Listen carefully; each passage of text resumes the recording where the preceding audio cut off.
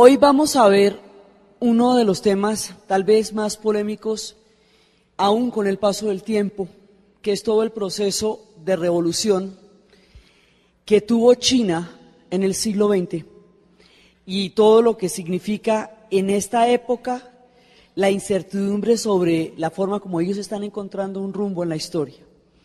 Habíamos dejado a la China en el peor de sus momentos. La dejamos despedazada, colonizada, militarmente invadida, la dejamos prostituida en una generalizada invasión de opio.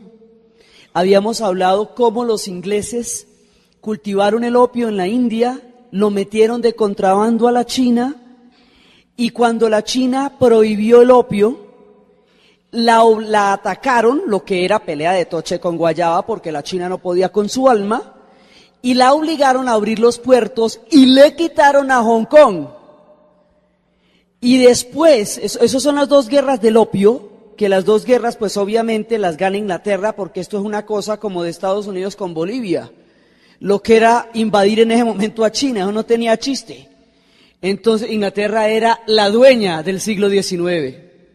Entonces empiezan las guerras del opio, abren los puertos y al abrir los puertos, China ya no puede aislarse. Y al no poderse aislar más, no puede defenderse como en otras ocasiones se pudo defender cuando atravesaba grandes crisis.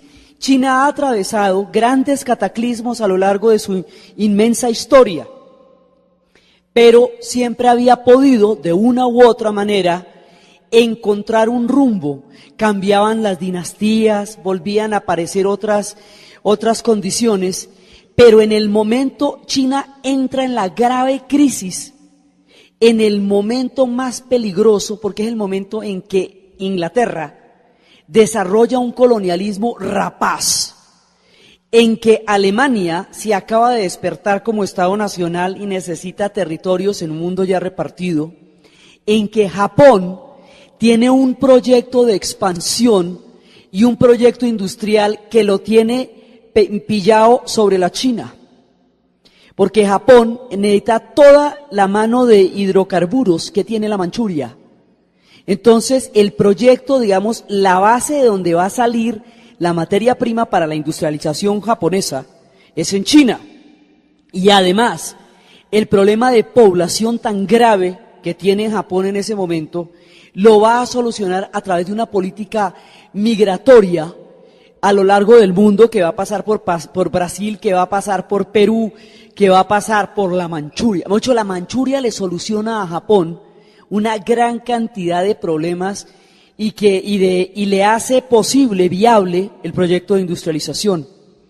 Japón se ha unificado, ha suprimido los shogunatos y la dinastía Meiji ha creado un proyecto de 400 años de modernización de Japón, un proyecto que se va a tornar militar más adelante. Y todo eso está pasando en el momento en que China se atomiza y se fragmenta. Entonces China queda en un estado de indefensión frente a las épocas más rapaces del colonialismo y la industrialización de las potencias. Ella se fragmenta y no logra encontrar el rumbo histórico desde el momento en que el confucianismo como orden social se resquebraja. Ahora, ya les digo, no es una crisis mayor o menor que otras que hayan tenido, es el contexto en el que se produce esta crisis lo que hace que China no pueda defenderse. En otra época sus órdenes sociales también han entrado en crisis y han encontrado otra manera de salir adelante. ¿Sí? Su historia no es homogénea, como parecería, es una historia así cíclica, pasan muchas cosas, pero ellos siempre encontraban su rumbo. Ahora, en ese mundo, porque el colonialismo es una primera globalización. El colonialismo hace que ya el aislamiento no sea posible y que ya las soluciones locales no puedan permanecer aisladas del resto del mundo. Ya llegar hasta China ya es haber conquistado el mundo entero. Entonces la China se fragmenta en ese momento y cuando intenta una rebelión nacionalista, que es la rebelión de los Boxers, produce el efecto contrario. y es que los Boxers, al tomar como rehenes 500 extranjeros y amenazar con matarlos, lo que van a hacer es justificar una invasión militar a China. China ya estaba invadida a nivel económico, ya le habían obligado a abrir los puertos, pero en el momento en que se produce la rebelión de los Boxers, ya hay un pretexto militar para invadir a China, y la van a invadir más de 14 países, la invaden todos los que quieren tajada allá. Entonces la China sufre la tortura que ellos mismos llaman la muerte de los 1000 pedazos, que es el resquebrajamiento, el hambre, la situación más terrible sufre China. Y cuando China está pasando esta época tan terrible es cuando la van a invadir, además ya digamos de una manera más estricta. Entonces, China no encuentra una salida, no encuentra un rumbo, no tiene una estructura de partidos políticos que le permita expresarse a nivel institucional, no tiene eso. Entonces se producen una serie de sociedades secretas, como las sociedades como los juramentados, como el Loto Rojo, como la Linterna Roja, son sociedades secretas que es la manera como se expresan diferentes formas políticas de entrar a participar en el panorama chino. Hay una de esas sociedades secretas que se llaman los juramentados. Esa sociedad secreta va a evolucionar a convertirse en un partido político que se va a conocer con el nombre del Kuomintang. Y por el otro lado, más adelante va a llegar la influencia de la Revolución Rusa y se va en las jornadas del 4 de mayo del 26 empieza lo que va a ser el Partido Comunista Chino. Entonces, ahí digamos un par de tendencias. Todo el mundo está buscando una salida para China, pero cada cual piensa en una salida distinta para China en ese momento. Entonces va a haber, en un principio en 1926, las jornadas del Partido Comunista Chino arrancan en el 26, las famosas jornadas de mayo. Y más adelante, 18 empiezan, 26, y más adelante en el 26 sube Sun Yat-sen.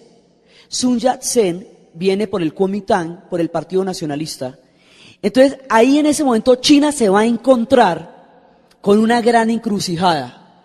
Al resquebrajarse todo el orden histórico de China, va a mirar hacia Occidente y va a intentar comprender la modernidad.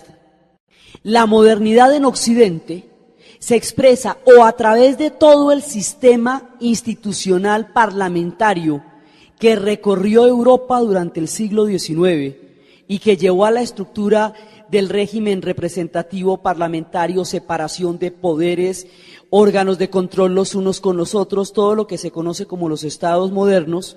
Eso se le lleva a Europa 100 años en asimilarlo políticamente, digamos, todo ese régimen institucional, todo eso. O la otra cara de la modernidad, que es lo que en ese momento va a ser el socialismo con el triunfo de la Revolución Rusa. Tanto el sistema parlamentario como el sistema socialista, el sistema parlamentario, digamos, que Marx llamaba, lo que él llamaba la democracia burguesa, que era todo el sistema parlamentario europeo, como el socialismo como doctrina, son hijos de la Ilustración, son las dos caras de una misma moneda, están expresados en los términos de Darwin, son la teoría del progreso, es la idea de cómo los pueblos pueden progresar Darwin es el pilar del siglo XIX. A partir de la teoría de Darwin, se infiere de las sociedades humanas a partir de lo que él hizo con todo el desarrollo de la vida en el planeta, se infiere que las sociedades humanas están en un permanente, ascendente y espiral proceso de desarrollo, que van a llegar a puntos verdaderamente cumbres de la historia humana, y que ese desarrollo lo va a dar el conocimiento. La idea de la Ilustración, montada sobre la teoría de la evolución, producen el concepto de progreso en Occidente. Y tanto lo que más adelante se va a llamar los sistemas, digamos, los sistemas representativos europeos, como el socialismo como doctrina, son hijos de la idea de progreso.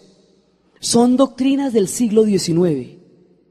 Entonces, la gente del Kuomintang va a entrar en contacto con todo ese sistema parlamentario que ha desarrollado Europa, y la gente del Partido Comunista va a entrar en contacto con todo el discurso socialista que ha triunfado en Rusia. El discurso socialista que triunfó en Rusia es también un hijo de la modernidad, porque eso lo hacen los herederos de lo que fue la modernización de Pedro el Grande y de Catalina la Grande. Entonces, ese corte que va a tener es un corte occidental. Y eso va a tener sus propias, hay muchísimas cosas, ahorita vamos a ver de ese socialismo, son rusas, son estrictamente rusas. Y la teoría no fue hecha ni para Rusia ni para China, fue hecha para Inglaterra y fue hecha para Alemania, y suponía un nivel de acumulación de capital originaria de una sociedad que se pudiera repartir, suponía una industrialización, suponía un montón de cosas que no pasaban en ninguna de las dos sociedades donde eso se dio. Entonces, lo que pasó tocó inventárselo, porque la fórmula como estaba concebida no era para esas sociedades. Entonces resulta que están buscando un rumbo, unos y otros están buscando un rumbo para China. Y ese rumbo los enfrenta, los hace mirar las teorías de lo que es la modernidad en Occidente. Habíamos hablado de cómo se presenta una fractura entre toda la gran civilización asiática y la civilización europea a partir del momento de los mongoles. A China no le pasó eso, pero al resto del Asia sí, que los mongoles rompieron, a China la rompen, pero ella se reconstruye. Y en ese momento, mientras los mongoles acaban con todo el Asia, los europeos entran a la modernidad. Entonces, cuando los europeos entran a la modernidad, cogen la delantera en la historia, cuando no la habían tenido desde hacía muchísimo tiempo. Todas las civilizaciones son asiáticas, y todos los grandes, todo lo que llamamos civilización viene del Asia, fundamentalmente. Los griegos en toda esta historia son los últimos y los penúltimos con los romanos. Esto era asirio, caldeo, sumerio, persa, chino, muchísimo antes de ser europeo. Los europeos no estaban ni pintados todavía. Entonces, lo que cambia la correlación de fuerzas es que los europeos entran en la modernidad en el momento en que en Asia los mongoles acaban con todo lo que fueron las grandes civilizaciones. Entonces, los europeos van cogiendo una delantera histórica que más adelante los va a llevar a colonizar el mundo entero en el siglo XIX, y es ahí cuando la China se resquebraja.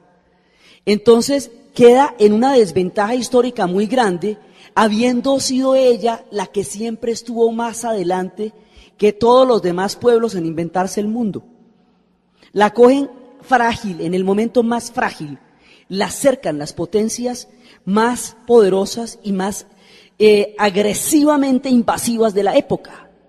Entonces la China empieza a tratar de buscar un rumbo histórico entre una cosa y otra, totalmente dividida, totalmente fraccionada, con las hambrunas más grandes, luego la invasión militar, y luego empieza lo que va a ser, a partir del momento en que sube Sun Yat-sen, va a empezar una persecución y una guerra civil entre el Kuomintang y el Partido Comunista Chino.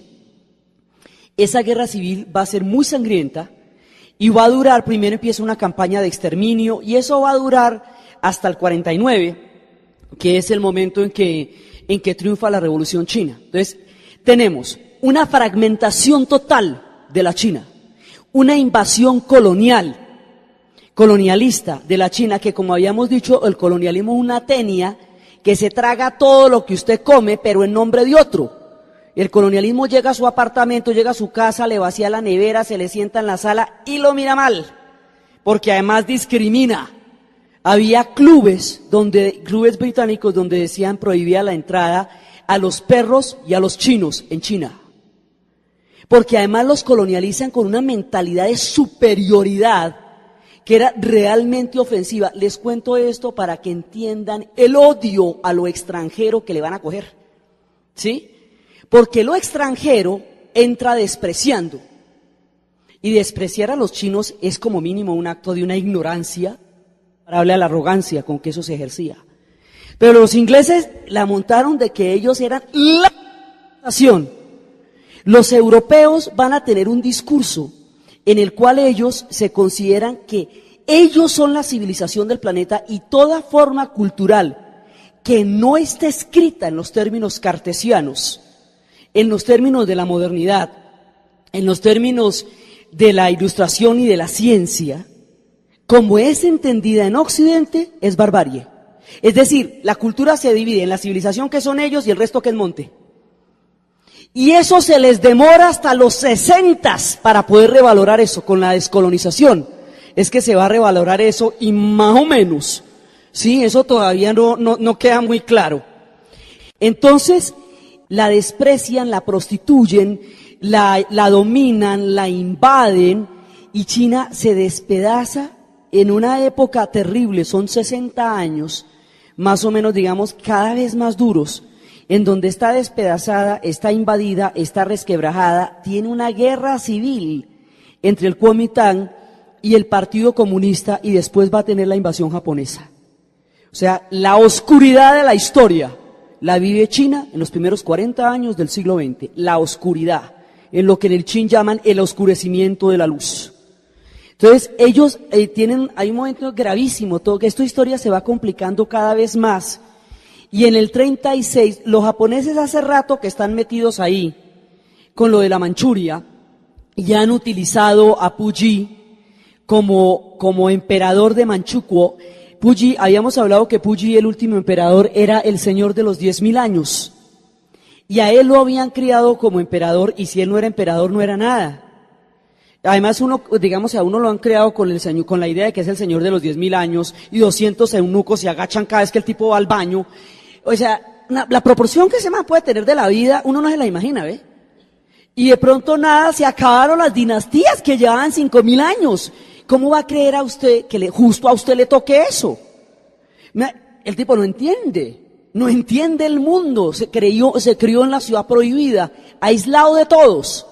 Y un día lo sueltan y se acabaron las dinastías. El último de la dinastía siempre es una tragedia, porque es el que pertenece a un mundo desaparecido. Entonces, el que le toque el último, de la que quiera, de los Romanov, de los Habsburgo, de los otomanos, de los manchú, el último de la dinastía es el que lleva del bulto, porque es al que le toca la destrucción de su propia vida y de su mundo. Y eso le toca a Puyi. En la fragilidad de que Puyi queda, cuando no comprende la realidad en la que él tiene que vivir, los japoneses encuentran un papayazo grandísimo para montarlo como emperador de la Manchuria, que ellos rebautizan Manchukuo, y que van a rebautizar, van a prohibir la enseñanza del chino, van a enseñar japonés, van a colonizar y a conquistar la China por la Manchuria. La Manchuria es el objetivo. Los japoneses, en su propio rumbo histórico, de un proyecto de crecimiento y de modernización del Japón, pasaron a un proyecto militar. Y ese proyecto militar, había dos alas, había un ala militar y un ala política, y el ala militar fue ganando poco a poco toda la destrucción de las castas samuráis como casta y la creación del ejército japonés. Da todo el potencial de la guerra, toda la capacidad bélica, sin el sentido del japonés, no del ronin, sino del samurái. Es decir, el viejo espíritu, el viejo código del Bushido, entendido como una espiritualidad entre el guerrero, ¿sí? Se pierde, se forma un gran ejército japonés, altamente entrenado, mejor armado, pero de todas maneras muy entrenado, que entra a China. Ese ejército va a desarrollar una idea de superioridad, porque si los alemanes eran raza superior, según ellos, los japoneses son los señores del imperio del sol, los hijos del sol naciente. Entonces ellos entran en una mirada frenética del mundo, en una mirada bélica del mundo, y van a entrar a China. Hace rato están allá, ya le tumbaron Corea en el siglo XIX, ya que están ahí, le tumbaron Corea. Pero después de eso, hay un incidente que se vuelve el pretexto en el puente Marco Polo, que es el que va a justificar la invasión japonesa ya de ciento a China. Los japoneses entran a China y ahí destruyen la población de una manera que todavía no ha sido lo suficientemente aclarada. Ellos van a llegar, la primera ciudad población civil bombardeada en la historia es Shanghái en 1936. Lo que los japoneses van a hacer en Nankín es una cosa de un nivel de barbaridad. Mataron casi 400.000 personas, exterminaron a la población, hubo que esconder las mujeres porque las violaban sistemáticamente y entraban a las casas. Digamos, un momento en que el ejército japonés pierde el control ahí, y eso todo se vuelve un botín. Y cada cual hace lo que le da la gana en China. Y entonces hay un momento en que esto se vuelve una cosa terrible. Y hay una historia de 3 misioneros protestantes que se inventaron una zona internacional donde no podía entrar Japón, y en esa zona lograron salvar algo así como 200.000 personas en Nankín. Eso se filmó, los misioneros tienen esas pruebas, y esas pruebas no fueron aceptadas en los juicios que se le hicieron a Japón por crímenes de guerra, porque ya eran los tiempos de la Guerra Fría. Entonces ya era importante tener buenas relaciones con Japón, y a Japón no se le midió con el rasero con que se le midió a los alemanes. No se hizo lo mismo que se hizo con Nuremberg, y además los japoneses tampoco entendían de qué les estaban hablando. Ellos suponían que habían perdido la guerra y que por eso los iban a matar, pero toda la carreta del discurso de los derechos humanos que le estaban echando, pues yo supongo que como me derrotaron, pues toca que me maten, y entonces yo me dejo matar, pues no hay problema. Pero el cuento no lo entiendo, porque manejaban un código completamente diferente y la traducción del idioma no tenía nada que ver con el concepto.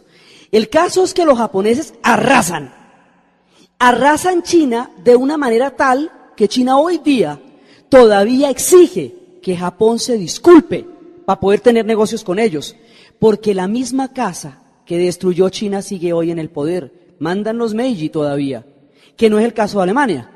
Alemania tuvo la etapa de la desnazificación, y eso hizo que nadie de los responsables mande en este momento en Alemania. Pero la gente que hizo eso hoy está en el poder en Japón normal, común y corriente. Entonces China tiene esa piedra en el zapato con Japón, no se nos puede olvidar, los japoneses y los chinos se odian muchamente, mucho. Sí, y si no los pueden distinguir se callan, porque confundirlos es grave. Entonces, mire, es odio lo que hay ahí, porque lo que se hizo en China fueron experimentos químicos con seres humanos. Hay una novela de Lin Yutang que se llama Una hoja en la tormenta, que describe lo que fue la invasión de Japón a la China. Los despreciaban y los despedazaron, y nadie hizo nada con eso. Entonces la China se vio despedazada con una crueldad. Ahora, otra de las cosas por las cuales, digamos, Japón no fue juzgado con el mismo rasero que Alemania, es porque de alguna manera de la destrucción de la bomba atómica, pues mejor dicho, eso usted puede decir lo que quiera sobre eso, pues eso es un crimen contra la humanidad el más grande que se ha hecho, así lo hayan hecho los vencedores. Entonces de alguna manera dejaron la vaina así, porque ese pueblo sufrió la mayor hecatombe que pueblo alguno ha sufrido, y pagó el precio que ningún pueblo ha sufrido, una bomba atómica. Me ha dicho, esos asuntos de la guerra siguen todavía con grandes niveles de oscuridad, pero ahí hay un problema de odio entre China y Japón. Desde el punto de vista chino, esa cuenta no se ha saldado, y los chinos tienen eso aquí, atravesado. Y desde el punto de vista japonés, eso nunca se ha enfrentado, porque esa casa está gobernando todavía. Y hay gente que estuvo acusada y está filmada en las grandes matanzas que se hicieron en Nankín, que hoy están en el gobierno. Entonces eso lo dejamos de ese tamaño porque eso todavía no se ha aclarado. Pero allá llegaron los japoneses y arrasaron. Ellos en lo suyo, ellos en su propio proceso histórico, la guerra acabó con Japón, Japón quedó aniquilado, eso también lo desbarataron y lo prostituyeron y todo lo que usted quiera, ¿sí? Pero Japón hizo toda clase de barbaridades sobre China.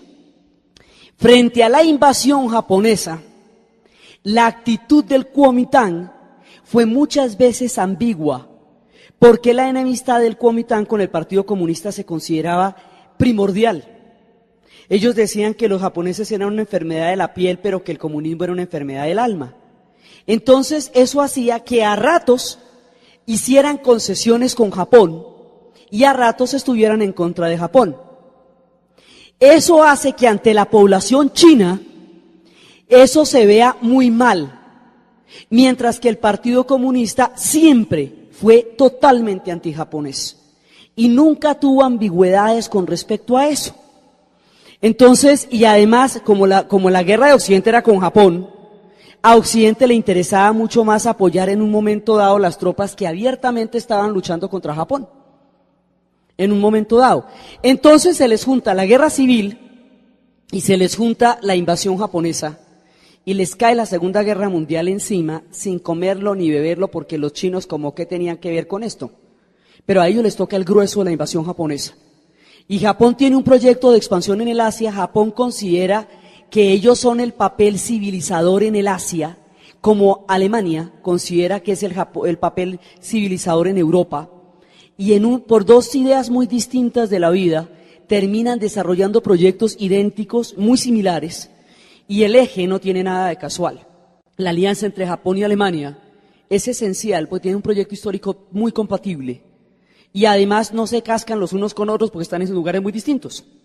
Entonces, la japonesa va a ser grandísima, porque la expansión japonesa arranca de la Manchuria, va a arrancar desde lo que es el norte de la Manchuria, y después de eso arranca esta es la parte de la Manchuria, el noreste, todo esto, Manchuria de acá. Además, como esto también estaba en problemas con Rusia, entonces arranca de la Manchuria, va bajando por acá, no dominan toda China porque toda China no la domina nadie, pero van bajando por acá, invaden Vietnam, Laos, Camboya, Singapur, Malasia, Kuala Lumpur, todo esto, Filipinas, pues no nos cabe ni por aquí, ¿sí? Birmania, que aquí es en la parte más dura de la guerra, Birmania, llegan hasta el norte de la India, vea, aquí están los límites de la India en ese momento. Entonces, arrancar desde la Manchuria y llegar al norte de la India es una invasión realmente muy grande, es gigantesca, y entran a Vietnam porque como ellos son aliados de los alemanes, y los alemanes han invadido Francia, entonces por un billar de tres bandas, Francia era la que había colonizado Indochina, entonces de una vez le quitan Indochina y ahí se meten, ¿sí?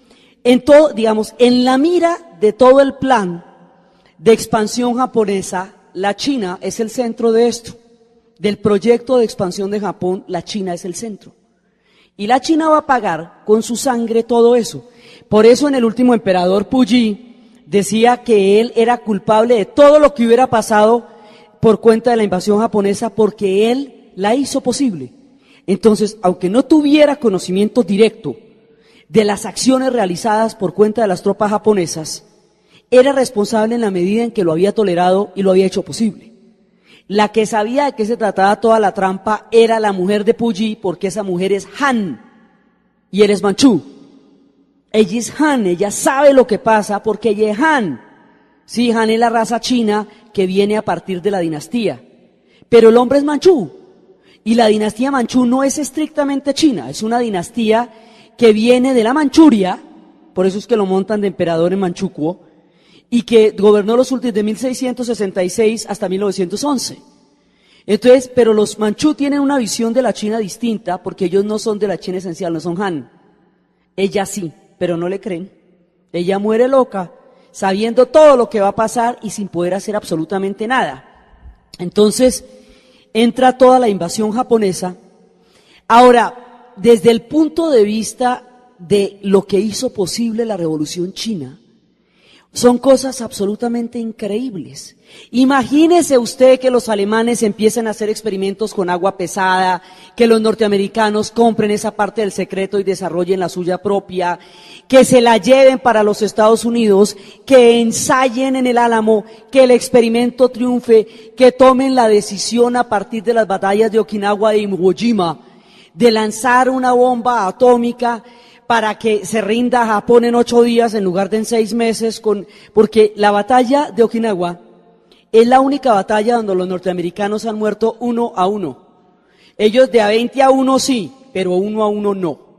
Okinawa fueron 250,000 personas en 2 semanas, eso no se puede. 6 meses más de guerra, hubiera muerto tanta gente como había muerto en la Segunda Guerra Mundial, pero gringos. Y eso es mucha miniserie, mucha. Entonces ellos dijeron, no, así tantos, así no. Entonces toman una decisión, El argumento de la bomba atómica es para salvar vidas. La rendición incondicional del Japón en el lapso de 8 días era para salvar vidas. Imagínese usted, bueno, todo lo complicado que puede. Ahora, suponiendo que los científicos le dijeron a los norteamericanos que hicieran un efecto de demostración sobre una isla de Japón deshabitada, le dijeron, eso no lo puede lanzar sobre población humana. Usted no se imagina lo que es esto. Pero dijeron, no, pero si uno no los mata a todos, ¿cuál es la gracia, man? Tampoco. No, es de una vez sobre ciudades, chévere. Entonces dice, no, mire, ensáyenlo nomás en una isla, esto la derrite. Nunca se intentó. Entonces, podemos suponer muy malamente que Hiroshima no fuera evitable. Entonces, Nagasaki. 2 días después, Nagasaki, cuando Japón ya se rindió. ¿Por qué? Sí, y lo votaron. Y hay que ver, el único pueblo que ha lanzado una bomba atómica son ellos. Entonces, resulta que el cuento va a lo siguiente. Es muy complicado que se haya desarrollado ese experimento, que los Estados Unidos haya desarrollado la bomba atómica, que la haya echado sobre Japón, que Japón se haya rendido a los 8 días y que por lo tanto se retire de China para que China pueda organizar sus cosas sola. La bomba atómica es una cosa absolutamente extraordinaria que nunca se había inventado antes y fue lo que sacó a los japoneses de China.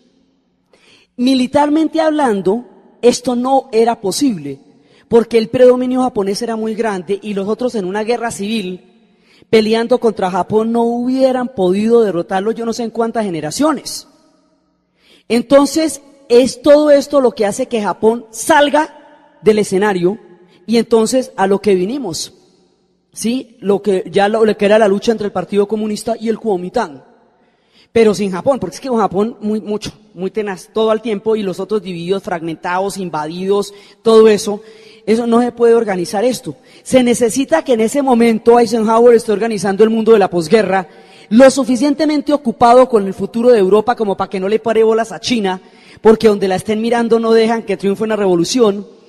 Muchas cosas absolutamente increíbles llegan en la simultaneidad del Tao y se presentan en el instante y confluyen a que triunfe una revolución en China. Entonces, esta revolución tiene unas características completamente diferentes a cualquier otra revolución que se haya dado antes. La revolución rusa es una revolución industrial, es una revolución urbana, es una revolución proletaria que tiene la estructura montada sobre el proletariado. Pero en China no hay industrialización, no hay proletariado, no hay nada de eso, lo único que hay es campesinado. Entonces no se puede hacer una revolución sobre el proletariado si no existe ningún proletariado. Entonces es una revolución campesina. Eso va totalmente en contra del sentido que los soviéticos le habían dado, porque además el plan de la revolución soviética ya en tiempos de Stalin es la destrucción del campesinado como clase social. La colectivización forzosa lo que hace es destruir el campesinado como clase social, dispersarlo por todas partes para romper las estructuras nacionales y para romper las lealtades a la tierra y proletarizar al campesinado como clase social. En hechos y chistecitos se le mueren entre 6 y 14 millones de campesinos que murieron o desaparecieron en los procesos de colectivización forzosa de Rusia. Eso no pasa en China, porque en China el campesinado es la base y fortalecer al campesinado en lugar de suprimirlo, es de lo que se trata la revolución. Entonces, lo que ellos empiezan a hacer es reinterpretar. Además, hay otra cosa, los chinos jamás, y menos con la fobia que le tienen a los extranjeros, pueden aceptar una doctrina que no hayan generado ellos. Ellos todo lo chinizan, y solo lo aceptan si sale de sus entrañas. Para que ellos aceptaran una cosa como el marxismo, eso tenía que ser a lo chino. Tenía que ser completamente diferente. Tenía que tener otra concepción completamente distinta para que los chinos pudieran aceptarla. O si no, sería perfectamente parcial. Digamos, cuando el Partido Nacionalista, cuando el Kuomintang estaba intentando institucionalizar China, la base de la modernidad sobre la cual están montadas las estructuras del Parlamento, de la separación de poderes, del discurso de la Ilustración y de la modernidad en Europa, es el individuo. En China el concepto de individuo no tiene sentido. Entonces, montar un régimen político que tenía como base el individuo en China no tiene sentido. Eso no pega porque es extranjerizante, porque no les dice nada a ellos. Mientras que lo otro es una teoría colectiva para un pueblo que tiene un pensamiento colectivo. Ellos son confucionistas desde hace 1500 años, independientemente de que el régimen se haya resquebrajado como tal, la cultura sí es confucionista. Entonces, estos son un pueblo de pensamiento colectivo. Entonces, para que ellos digieran el marxismo tiene, ahora, el esquema del marxismo para los chinos es muy chistoso, porque imagínense que el feudalismo tiene sentido solo en la medida en que sea una etapa de la historia. Y ellos, desde el punto de vista de lo que llaman feudalismo, los chinos llevarían 2000 años de feudalismo. Eso ya no es feudalismo, pues ya no es una etapa, sería una característica. Las relaciones en la China son completamente diferentes a las relaciones feudo-vasalláticas, tienen otro tipo de ligazón.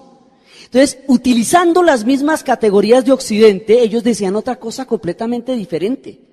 Les tocó hasta inventarse los ideogramas para poder traducir estas palabras a la cultura china. Y en ese proceso de transformación terminaron desarrollando una cosa totalmente distinta al cuento como lo habían inventado, que era el cuento que los chinos sí podían entender para ellos. Entonces lo que ellos hacen es una vaina china, que es la única que ellos pueden aceptar como pueblo. Entonces esta teoría se la inventó Marx en el siglo XIX para Alemania, lo que suponía todo un marco institucional, las revoluciones románticas, la creación del Estado alemán, una cantidad de cosas, Hegel y lo que usted quiera. Esto se va a traducir a una historia agrícola china de pueblos confucionistas. Esto va a tener una lectura completamente diferente en China para poder ser asimilada. Entonces, hay un momento en que hay una breve alianza entre China, entre la Unión Soviética y lo que está pasando en China. Stalin de todas maneras estaba Pinochito, viendo a ver a cuál de los dos apoyaba, si en los comunistas o los nacionalistas, porque al fin y al cabo su único problema es el problema que todos los zares tuvieron, la Santa Madre Rusia, ¿sí? Entonces, el tipo viendo a ver quién le conviene más, pero hay un momento en que se produjo una alianza breve, y en lugar del esquema, del esquema que utilizaban los chinos para pelear, hacen una pelea frontal contra los nacionalistas. En esa pelea frontal contra los nacionalistas, les bajan como 60,000 personas, quedan atrapados y no se pueden mover de ahí. Entonces ahí empieza un episodio que va a adquirir un carácter de leyenda. Ese episodio, que es abandonar el cerco y empezar a caminar hasta llegar a un punto en donde ellos puedan establecerse, se va a conocer en la historia con el nombre de la Larga Marcha. Y eso, con el carácter mítico que todo esto va a tener, es impresionante, porque ellos salen más o menos de acá y hacen una vuelta así, hasta Yumen, hasta Yunnan, hasta acá. Esos son 12,000 kilómetros, es la distancia que hay entre México y Alaska. Ellos van a cruzar 18 cordilleras y 4 ríos y todos los pantanos que ustedes quieran, y van a estar en totales enfrentamientos con el Partido Nacionalista y con un montón de tribus hostiles que se van encontrando por el camino, y las enfermedades los van matando, y ahí se le muere a Mao, la mujer y 3 hijos, y por la noche había debates, y todo esto arranca de manera tal que ellos salen 80,000 y van a llegar 20,000, 60,000 mueren en el camino. Esos 20,000 que llegan, además el campesino chino cree en una sola cosa concreta, el ejemplo. Entonces, el tener la actitud que ellos tenían frente al campesino, era una actitud muy diferente de las tropas nacionalistas, porque las tropas nacionalistas despreciaban a los campesinos. La gente del Partido Comunista trabaja con los campesinos, trabaja la tierra y tiene una actitud de respeto hacia ellos. Eso y la actitud frente a los japoneses, irreductiblemente contraria a la invasión japonesa, les va a dar un carisma y una credibilidad dentro del pueblo chino, que es lo que va a cimentar el imaginario de lo que va a ser el comunismo en China. Ahora, la doctrina como tal, como la conciben Mao Zedong y Ho Chi Minh, porque ambos tienen un reto parecido, Ho Chi Minh en Vietnam, que es una sociedad también agrícola, y que es una hija de China. Vietnam tuvo 900 años bajo la dominación china. Entonces, en ese momento ellos dicen, bueno, pues como esto es una revolución agrícola, primero, esto tiene que salir del campo, porque no hay una cultura urbana, aunque las ciudades sean muy grandes. Segundo, nos vamos a enfrentar a ejércitos que son muchísimo más poderosos, que nos aventajan en todo sentido. Entonces no podemos enfrentarnos contra ellos sobre la base de una guerra regular. Así que nos vamos a enfrentar sobre la base de lo que ellos conocerían como lo que Edgar Snow llamaría la estrategia de la pulga. Entonces, Edgar Snow es el periodista que cubre la Revolución China. Hay algunos, digamos, estos personajes como Edgar Snow en China o como John Reed en Rusia, en la Revolución Rusa, son los que van a dar a conocer al mundo las cosas que allí pasaron. Entonces, Edgar Snow lo va a llamar la estrategia de la pulga. Y la estrategia de la pulga es que si usted se está enfrentando con un ejército que es mucho más armado y más grande que el suyo, usted no se puede enfrentar a campo abierto, porque lo acaba, y la vez que lo hicieron, los acabaron. Sino que usted tiene que traerlo a un terreno donde usted sea mucho más poderoso, ellos como ejército lo sean más en su totalidad. Eso se va a volver, es digamos básicamente la teoría de la guerra de guerrillas. Y eso se inventa en China para los chinos, contra el Partido Nacionalista, en los tiempos de la década de los 20 y los 30. Y se inventa en Vietnam para los vietnamitas, para descolonizarse de los franceses. Entonces, digamos, tienen unos contextos sumamente particulares en los cuales eso salió y unas condiciones históricas concretas en las cuales esa forma de lucha se desarrolló para solucionar una guerra civil en el caso de China y una descolonización en el caso de Vietnam.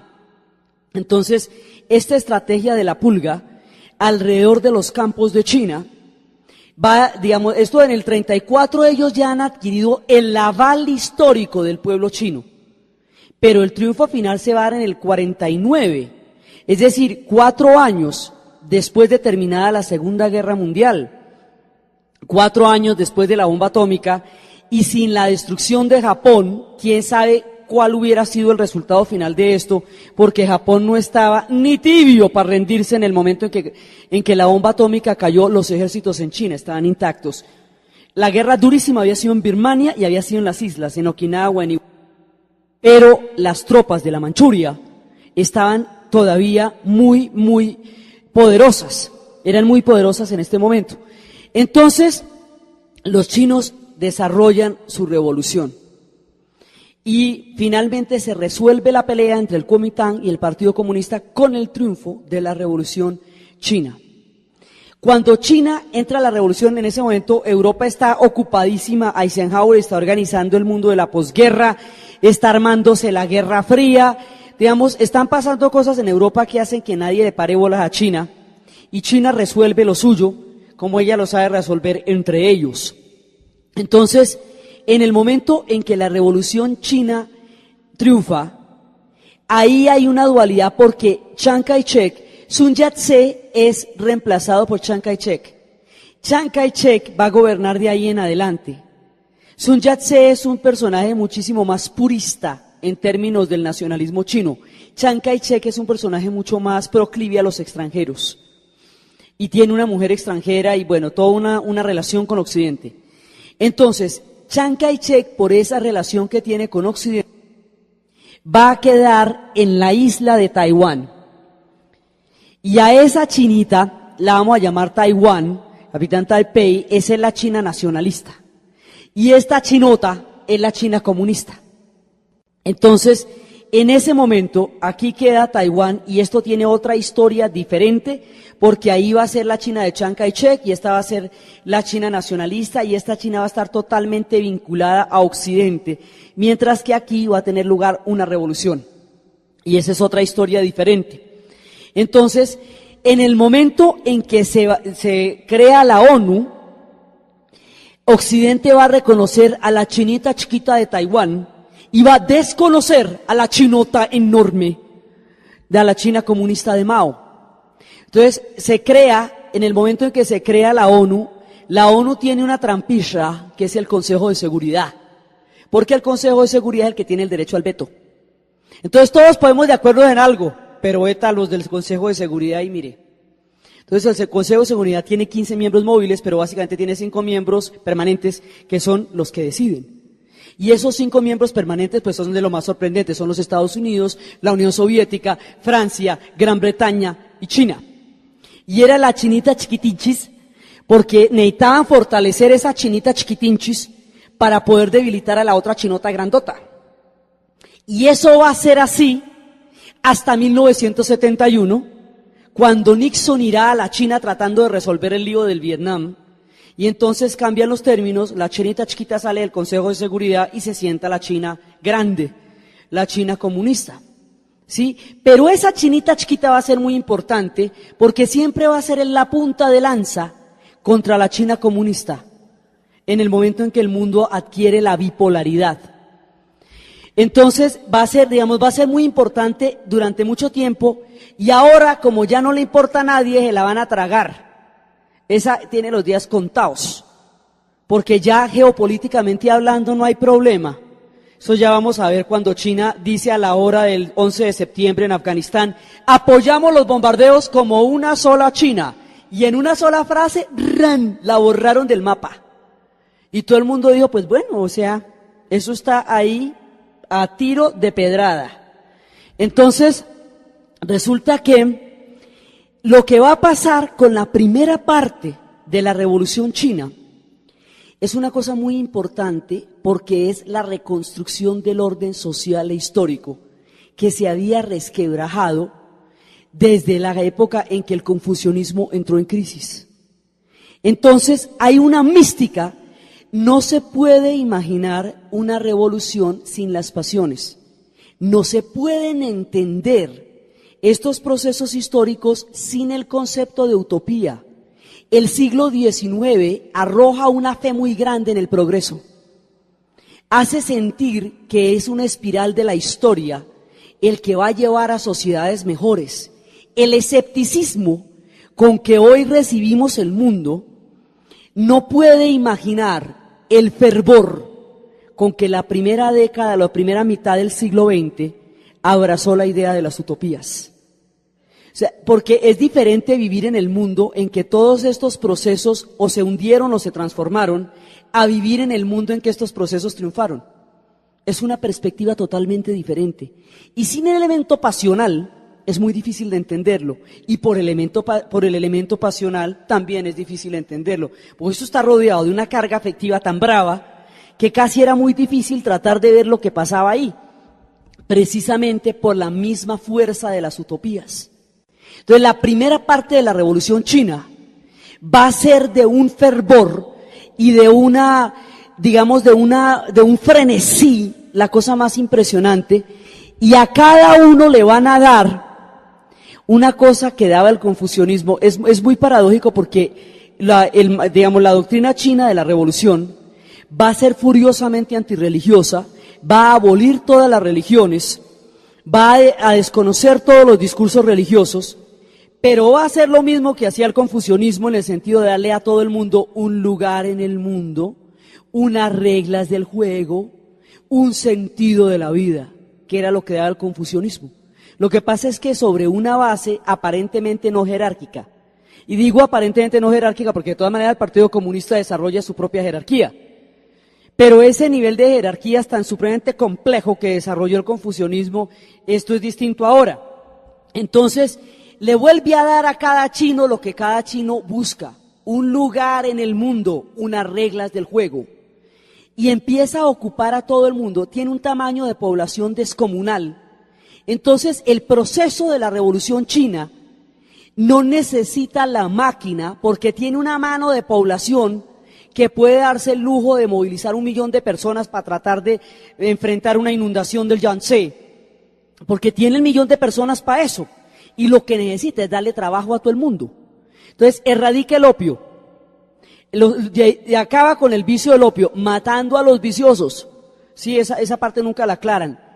Matan a un montón de gente ahí, son 7 millones de personas que mueren en esa revolución, entre los que la hicieron, entre los que la pelearon, entre los que contrabandeaban opio, mejor dicho, en todo. Entonces, acaban con el opio, lo erradican. Acaban con con toda esa fragmentación y la unifican. Y empiezan a darle a todo el mundo un sentido. La estructura de las comunas agrícolas, que es tan ancestral, se va a poner al servicio de la producción del acero.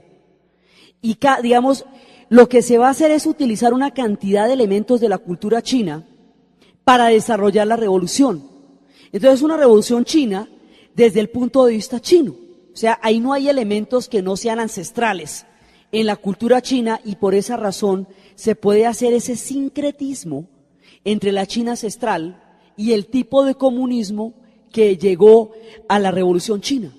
Entonces, en la primera parte, el primer periodo del 49 al 56 más o menos, es el periodo en que China retoma su unidad, vuelve a darle sentido al ser chino, expulsan a los extranjeros, desarrollan su propia dinámica histórica y vuelven a encontrar el rumbo, y vuelven a encontrar una manera de vivir. En ese sentido, evaluar esto desde las épocas en las cuales se mide solamente en términos económicos el impacto de una sociedad es muy difícil. Porque en términos económicos, esto más adelante va a tener unos problemas gravísimos, pero en términos sociales, históricos, políticos y en términos de esencia, este proyecto salva a China. La salva de la fragmentación, la salva de despedazarse, y le vuelve a dar un rumbo, con un fervor, la cosa más impresionante, con un pueblo que tiene un sentido colectivo de la historia. Cada cual va a desarrollar su propio torno, su propio pedacito de acero, su propia comuna agrícola. Y hay otro elemento que es muy importante, y es que Mao decía que si ellos eran los hijos del cielo, de los señores del cielo, las mujeres cielo, que no se podía hacer una revolución sin las mujeres. Entonces lo primero que hicieron fue quitarle las vendas de los pies a las mujeres nobles, que dentro del confucianismo tenían los pies vendados porque la sensualidad china habla de los pies pequeños como todo un símbolo erótico. Cada pueblo tiene el erotismo en una parte distinta. Los chinos lo tienen en toda la simbología alrededor de los pies. Sí, los musulmanes lo tienen en la mirada. Eso no es universal. Cada cultura tiene un código diferente de lo que es la sensualidad. Entonces, le quitaron las vendas de los pies a las mujeres y las mujeres pudieron trabajar. Y le quitaron la suegra de aquí, porque es que con el confucianismo usted tenía la suegra aquí y no había como, mejor dicho, muy berraco. La única manera que usted podía liberarse de eso era que usted misma devolviera suegra y la montara a usted. Pero ahí ya se le había pasado mucho tiempo, ¿ve? O sea, dentro del esquema del confucianismo, los círculos son inamovibles. Y la relación de la suegra sobre la nuera era una cosa muy complicada. En el club de la buena estrella se ve el nivel de predominio que tenían la suegra sobre la nuera. Ahora la mujer, y al salir a trabajar, el trabajo de la nuera le da de comer a la suegra. Entonces eso ya es otra vaina, ¿ve? Porque usted es la que trae la papita a la casa. Entonces eso se la quitan de aquí, que es muy tenaz. Entonces, mejor dicho, eso le da. Ahora, van a entrar en un estado de sobre trabajo tenacísimo, y el trabajo no es igualmente remunerado que el trabajo masculino. Hay otro tipo, de desventajas, pero las ventajas son muy grandes, muy grandes. Le quitan las vendas, la ponen a trabajar, la sacan de la casa, le quitan la suegra de encima y la hacen partícipe de todo el proceso de la revolución. Por eso en el último emperador, en la última escena que salen estas chicas guardias rojas, el nivel de frenesí con que estas chinas salen es total, porque todo se lo deben a esa revolución. Entonces, desde el punto de vista de la mujer, esto es pero importantísimo, importantísimo, importantísimo. Y entonces empieza todo este proceso, y esto le va dando a un pueblo que estaba a la deriva de la historia un lugar en el mundo. Entonces, ese es el periodo. Además, ahora, cuando vemos, digamos, los estragos que el no tener en cuenta las salidas sociales y los tejidos afectivos, sociales y políticos de un pueblo puede suceder, entendemos la importancia de lo que tuvo este proceso para China. La volvió, la agarró, la unificó y le dio un lugar en el mundo de nuevo. Y ella no tenía más destino que la fragmentación y la destrucción eterna antes de este proceso. Entonces empieza el proceso, la parte heroica, pues claro, todo crecía al 100 porque no había nada. ¿Cómo cree que queda un país después de 40 años de guerra? ¿Cómo cree que queda después de la invasión japonesa en lo que se demoran en reconstruir? No tenían nada, todo lo había destruido la guerra y la guerra civil. Entonces la China parte prácticamente de cero. Esa reconstrucción hace que el crecimiento económico durante los primeros años pues sea total, porque no había nada. Entonces cualquier cosa que usted hace le queda muy divina, porque ahí no había nada, eso estaba arrasado. Entre 100 y pico años de colonialismo que alcanzan a tener, y la guerra civil, la invasión japonesa y 40 años de guerra, mire, esto estaba ya de apague y vámonos. Entonces, el fervor con que empiezan a reconstruir China es un proceso, digamos, de una convicción y de una fuerza que hace que en muy poco tiempo los cambios sean muy visibles. Y eso va a ser digamos, todo esto va a crear un imaginario poderosísimo de lo que va a ser la revolución para el pueblo chino. Por allá, por el 57, nos vamos a encontrar con un problema muy grave, y es que cada cual hace su torno y eso es muy bonito, y cada cual hace su acero y eso es lindo, pero el acero suyo no le queda igual al mío porque es artesanal. No es una revolución, esto no tiene una cadena de montaje. Las cadenas de montaje de las revoluciones industriales estandarizan los productos y los hacen competitivos en el mercado. Entonces, que yo haga mi torno y usted haga su acero nos queda muy divino, pero no es competitivo en el mercado. Y ahí se nos abre un problema económico a nivel de la venta de esos productos para afuera gravísimo. Entonces, se va haciendo un hueco grande en la economía. Y ese hueco no saben cómo arreglarlo, porque es tratar de hacer todo un sistema social comunista que se industrialice sin industrializarse. O sea, que se industrialice pero sin la máquina, porque necesita la mayor cantidad de gente para trabajar en todo. Porque es tan importante desarrollar los productos como ocupar a todo el mundo en el proyecto. Las dos prioridades son esenciales. Usted no puede generar una máquina donde trabaje cada vez menos gente, porque usted lo menos que necesita es desocupar la gente, todo lo contrario, necesita ocuparla, ¿sí? Entonces ellos tienen unos tamaños de población y en este pedacito se nos duplica, arrancamos con 550 y aquí ya hay 800, ¿sí? Entonces, pues, dele de comer a todo el mundo, los vistieron de azul y les dieron arroz, que era mucho más de lo que ha pasado antes, porque antes los niveles de hambruna eran pavorosos. Entonces hay un problema económico grave ahí y eso hay que hacerle frente. Y en ese momento, ahora, la figura de Mao es una figura sumamente compleja, porque ahí decían en las historias que él tuvo dos papeles, el de revolucionario y el de emperador, porque durante toda la primera parte él es el revolucionario y después él es el orden establecido. Entonces, en la época en que el problema económico se va a hacer muy grave, hay otra línea, digamos, el Partido Comunista es un régimen de partido único. Eso hace que para que haya algún tipo de oposición tienen que ser fracciones dentro del mismo partido las que se opongan, porque no existe sino un solo partido. Entonces, hay una fracción que es como la de Li Chaochi y que después va a ser la del limpiado, que es la gente que está hablando de cómo se va a solucionar el problema económico. Y hay otra fracción que lo va a solucionar de una manera ideológica, que lo que va a hacer es darle una respuesta ideológica a un problema económico. Entonces, eso va a hacer que en 1963 estalle uno más polémicos y más complejos de cuanto se ha dado la revolución cultural. La revolución cultural está rodeada de unas pasiones tan poderosas que todavía no existen elementos históricos para evaluarla debidamente, porque en su tiempo fue absoluta y ahora es satanizada. Tiene que haber alguna parte en la mitad del camino donde esté la verdad, pero todavía no lo hemos encontrado porque eso hace muy poquito. Entonces, la revolución cultural es una respuesta ideológica a un problema económico. Y esa respuesta ideológica es lanzar a todos los jóvenes. Esos jóvenes vienen, digamos, había una casta intelectual que es la que siempre ha gobernado en China, que era la que había tomado el poder desde la revolución.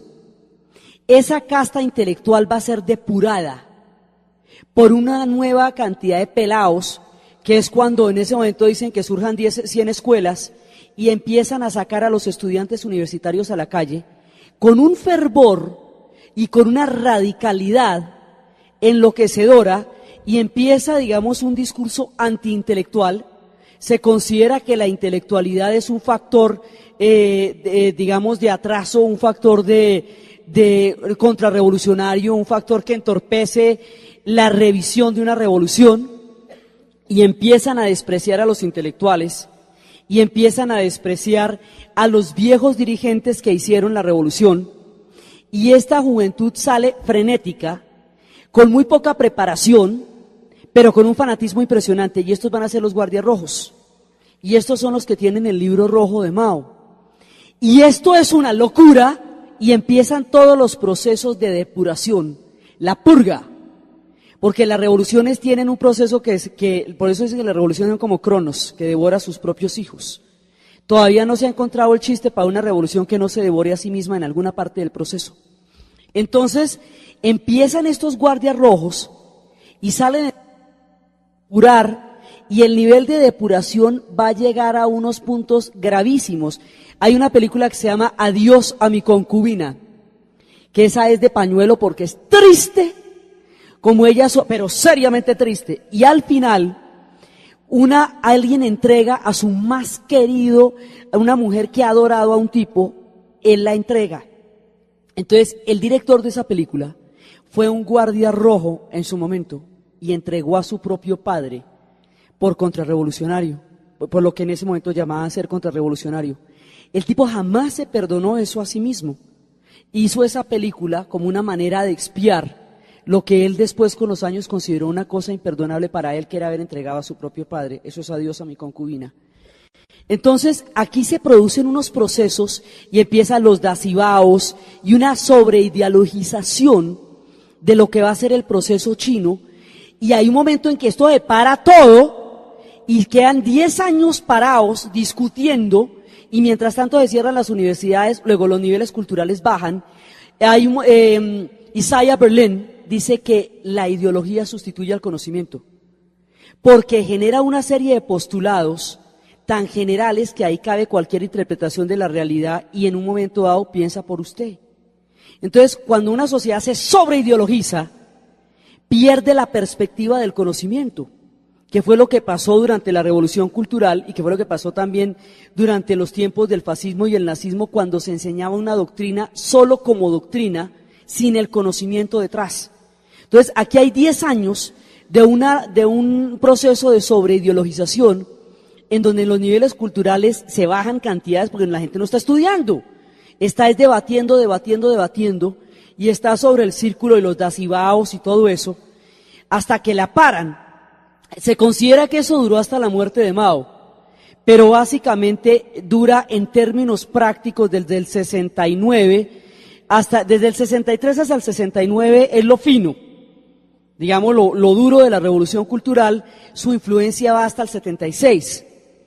Pero las revoluciones tienen una característica que son los hechos y los ecos. Una cosa es lo que está pasando al interior de las revoluciones y otra lo que el mundo ve. Desde el punto de vista mundial, esta es una revolución capaz de renovarse a sí misma, capaz de cuestionar sus mismos postulados y capaz de buscar un nuevo rumbo. Y eso le da un carácter vital que ya no tiene la Unión Soviética, porque la Unión Soviética hace rato que es ya mucho más una potencia tan aplastante como los Estados Unidos y menos un pueblo heroico tratando de vencer un sistema zarista caduco. Entonces, los soviéticos entran a formar parte ya del imaginario del poder, y la revolución cultural entra a mostrarse como una alternativa del tercer mundo. la revolución cultural, por el carácter antiintelectual y por la idealización de los campesinos, resulta tremendamente atractiva para los pueblos del tercer mundo porque son agrícolas, son sociedades fundamentalmente agrícolas, y resulta de lo más chic para los intelectuales europeos, en contra de los cuales está la misma revolución cultural. Pero los intelectuales europeos adoptan los vientos del maoísmo, lo que se va a llamar el maoísmo, y eso va a hacer la referencia a una cosa que es mucho más amplia, pero que tiene que ver con esto que se va a llamar la nueva izquierda, que llaman la nueva izquierda porque consideran que la izquierda tradicional había repetido los esquemas que había querido combatir. Es decir, se había vuelto burocrática, se había vuelto autoritaria, había perdido los nexos con las bases, y entonces ya la figura de Stalin no representaba un cambio, sino una parte de otro poder. Entonces la revolución cultural va a tener el significado para el mundo de una revolución que se revisa a sí misma y que es capaz de plantear cambios fundamentales. El que sea una lucha fraccional, eso no lo va a ver nadie, porque eso no, digamos, las revoluciones tienen aureolas mágicas y hacen que tengan unos espectros. Hemos dicho, usted ve en una revolución lo que usted quiere ver, de acuerdo con lo que usted está viendo y con los ojos del que lo ve. Lo que esté pasando adentro es otra cosa completamente diferente, que es la que tiene el contexto.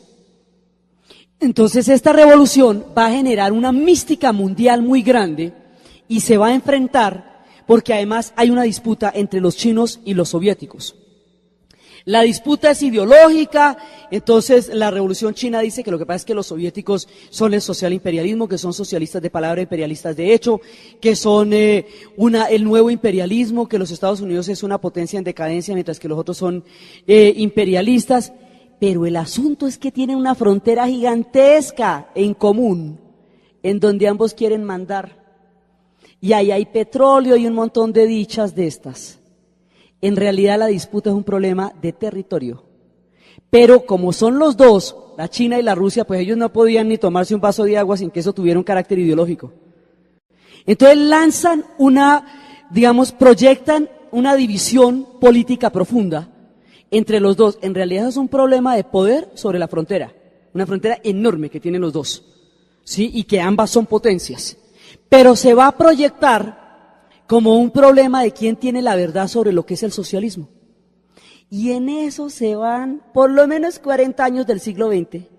Y por un problema de la frontera chino-soviética, que está en la Mongolia interior, vea, ¿sí? Se termina agarrando la gente desde Indonesia hasta la nacional, y dice uno, ¿y esto? Entonces, resulta que eso tiene otros ecos en el mundo, completamente diferentes, y adquiere que quién es el verdadero representante de la doctrina política de tal o cual tendencia, y ahí se van debates y debates y debates y debates del siglo XX, y eso permea todos los círculos intelectuales, las interpretaciones del mundo, una cantidad de cosas se derivan de una lucha fraccional que tiene lugar en China y un problema fronterizo que tiene con la Unión Soviética. Y de ahí en adelante eso adquiere todo el carácter ideológico, porque las revoluciones tienen un espectro, una aureola mágica poderosísima. Entonces los chinos siguen en lo suyo y el mundo interpreta como quiera eso. Y a partir del libro rojo, cada cual le va a dar una interpretación a eso, la que le dé la gana de acuerdo con sus propias circunstancias, que va desde los debates más exquisitos en los círculos intelectuales franceses, en los Paríses, los cafés del Mayo francés, hasta la demencia de Pol Pot en Camboya. Sí, eso tiene los colores que usted quiera, la variedad que usted quiera, y se discute sobre una abstracción, y es que quién tiene la verdad de aquello que se llama socialismo, ¿sí? Que tampoco quedaba exactamente claro qué era, porque la una era agrícola y la otra era proletaria, y ninguna de las dos era marxista en el sentido en que Marx lo dijo, porque la receta era para otro lado. Entonces, aquí pero el asunto es que como es un mundo totalmente ideológico, que es el mundo de la Guerra Fría, estas cosas eran la única forma como se veía el mundo en esa época, ¿sí? Entonces, primero hay que entender lo que es un mundo sobreideologizado, lo que es un mundo bipolar, que era el mundo de la Guerra Fría, y lo que es dentro de la Guerra Fría el bloque socialista, lo que eso significaba, y lo que es toda la fuerza de la utopía que movió durante tanto tiempo todo lo que fue el siglo XX. Entonces Entonces, esos elementos son inimaginables hoy día, pero eran actores importantísimos de todo lo que está pasando. Los chinos siguen en lo suyo, pero es la revolución cultural, agrava el problema económico porque no lo resuelve, no es que a todas estas no hemos hecho nada al respecto, no lo resuelve, pero lo agrava. Y hay hambrunas, y las luchas fraccionales, las purgas, la cantidad de gente que fue procesada o inducida al suicidio o ejecutada fue tenaz. Y, mejor dicho, la revolución cultural en un momento dado pone en peligro la misma estabilidad interior de China. Y eso son palabras mayores, entonces cuando ya la ven de ese tamaño la paran y dicen, bueno, ya, suficiente, ¿sí? Suficiente.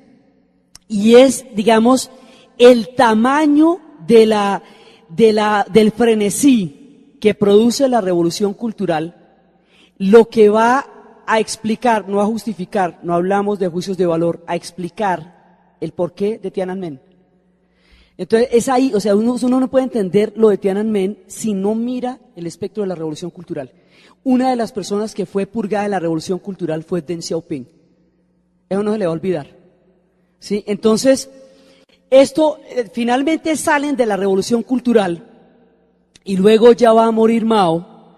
Y en el momento en que muere Mao, la otra tendencia, que era la que había quedado relegada durante el tiempo en que se produjo toda la época de Mao, va a entrar al poder. Y la otra tendencia es la que busca una salida económica para el futuro de China, porque el mundo cada vez se hace más complejo. Bueno, pasamos por la época en que llegó Nixon, en que se empezaron a abrir las relaciones con China, en que China empezó a ocupar el sitio del Consejo de Seguridad de las Naciones Unidas, y digamos, cuando muere Mao, ya se han limado muchísimo las asperezas con Occidente, en la medida en que Nixon necesitó de la China para poder solucionar el problema de Vietnam. Cuando ya lo de Vietnam se le vuelve un problema de que los va a exterminar a todos para poder ganar y no pueden hacer eso, entonces, porque ya, me ha dicho, ya cuando se les sale de todo orden, cuando Curtis LeMay dice que la estrategia de los Estados Unidos en Vietnam es devolverlo a la edad de piedra, y los mismos norteamericanos le dicen, no, usted se chifló, sí, esto me ha dicho, se le salió de las manos. Entonces, además, otra de las cosas que había hecho también muy mística la revolución durante la etapa heroica fue la guerra de Corea. Eso también la hizo tremendamente mística porque tuvo que defenderse. Y la guerra de Corea, hay una parte en que la ONU, cuando la ONU se agarra con los soviéticos por Corea, los chinos dicen, nosotros estamos frescos mientras no crucen el río Yalu. Si ustedes cruzan el río Yalu, las tienen con nosotros, y lo cruzan, entonces las tienen con ellos. Entonces ahí, en ese momento, cuando se meten en el río Yalu, se meten con China. Entonces China empieza a apoyar a Corea del Norte. Y al apoyar a Corea del Norte no la pueden vencer en ese momento porque pues tiene el apoyo de China detrás. Entonces es cuando a MacArthur se le ocurre que le boten una bomba atómica a China.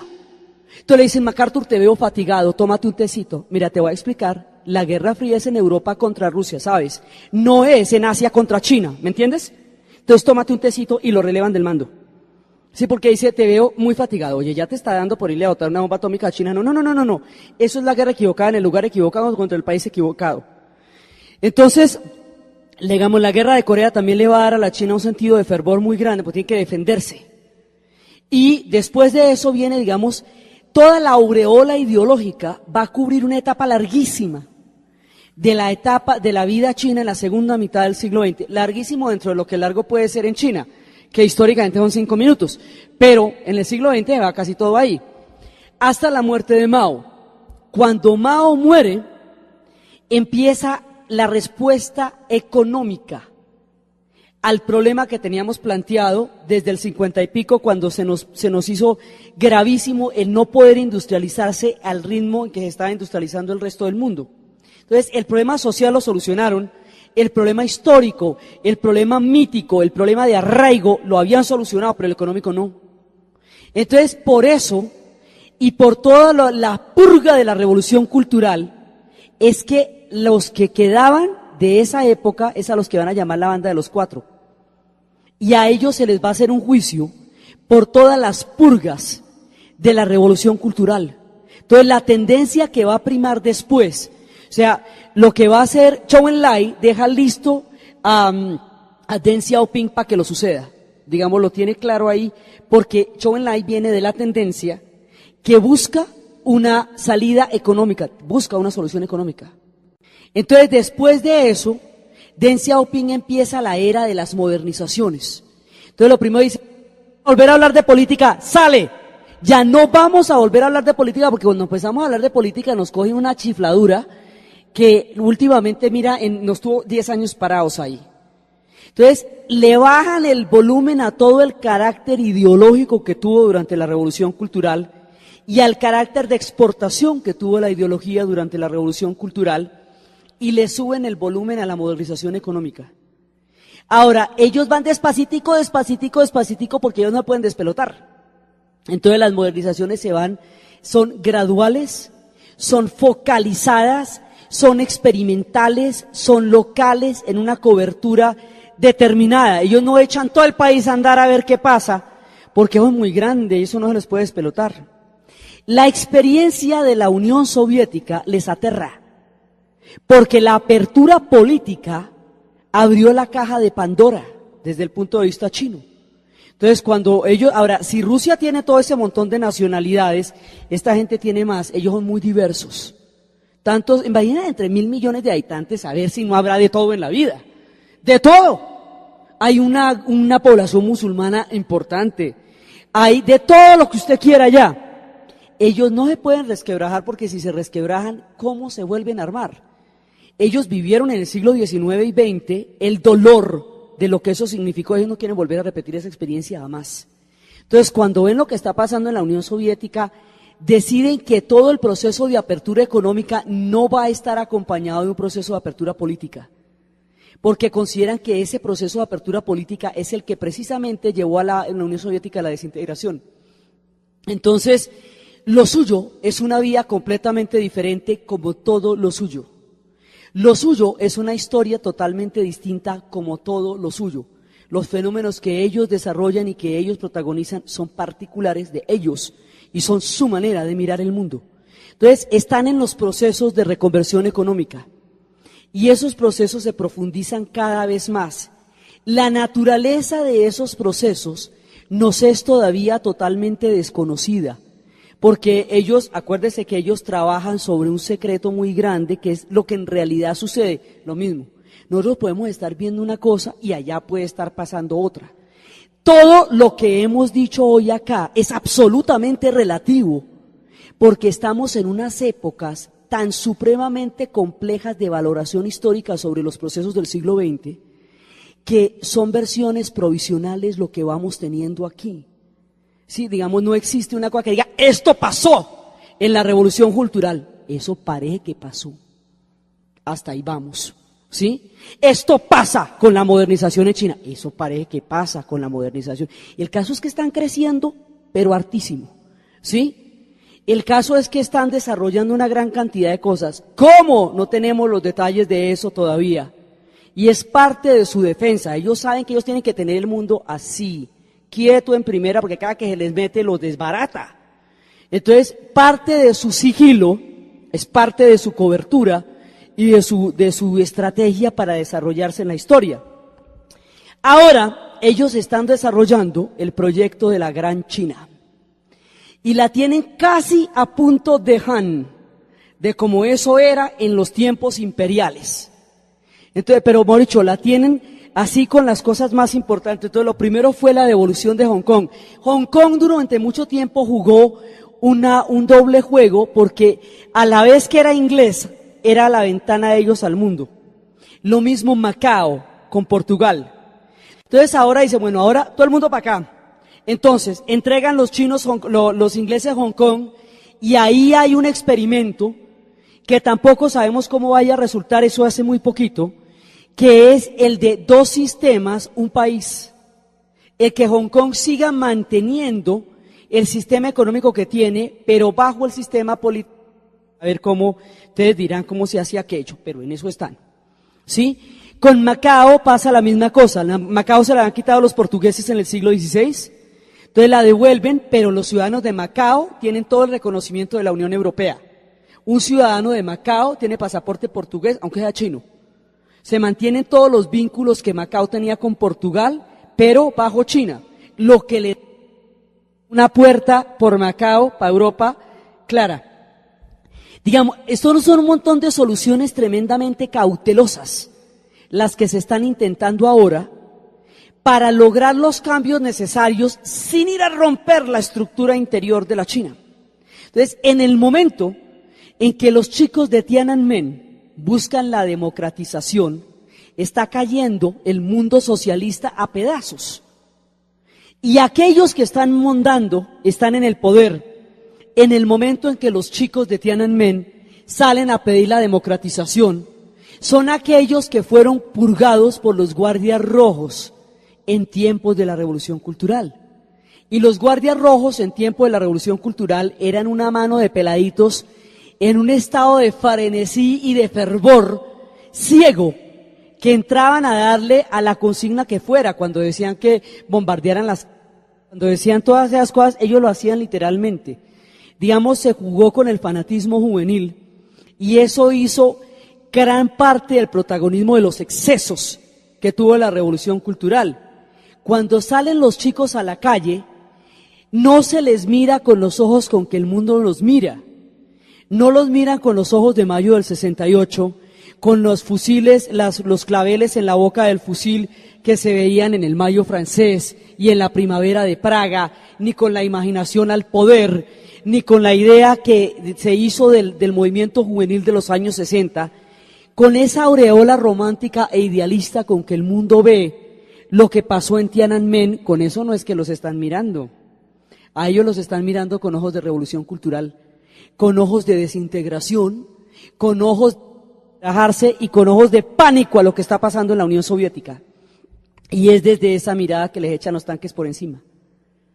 Entonces, es absolutamente escandaloso lo que llega a pasar, pero se mira desde el punto de vista, esto no se valora, simplemente estoy tratando de describir el contexto político en el que esto sucede. Porque además los pelados empiezan a plantear una serie de reformas a nivel de derechos políticos que hacen que los soldados empiecen a fraternizar con ellos. Cuando empiezan a ponerle los claveles y todo eso como se hacía en los tiempos del Mayo francés. Entonces lo que hacen es que cogen todos los soldados que estaban allá y se los llevan y traen gente de la Mongolia interior que no hable. En China hay miles de idiomas y en usted se va un poquito de donde vive y ya están hablando otra vaina, ¿sí? Entonces traen gente, en China hay muchísima diversidad. El hecho de que los occidentales no los distingan no significa que ellos no sean un pueblo infinitamente diverso y profundamente diverso.